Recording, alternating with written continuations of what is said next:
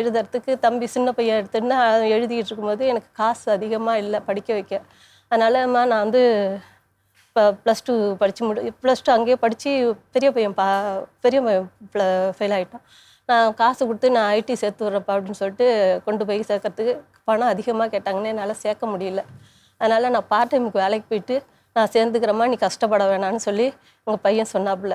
சரிப்பா அப்படின்னு சொல்லிட்டு சின்ன சின்ன வேலைக்கெல்லாம் போயிட்டு 50 ரூபா கொண்டு வரப்போ ரொம்ப கஷ்டப்பட்டு சாப்பாட்டுக்கே கஷ்டம். அந்த பிள்ளைங்க 50 ரூபா கொண்டு வந்து தான் அந்த கஷ்டம் ஓடிச்சு. அந்த சூழ்நிலையில் நானும் வேலைக்கு போகவும் வாடகை கொடுக்கவும் இது மாதிரியே ஓடிடுச்சு. யாருமே என்னன்னு 4 வருஷம் வரைக்கும் கேட்கவே இல்லை.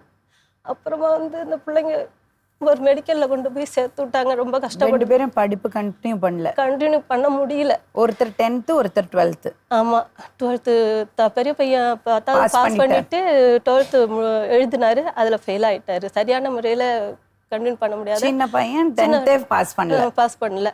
அட்டெம்ப்ட் அடித்து பாஸ் பண்ணிட்டாப்புல.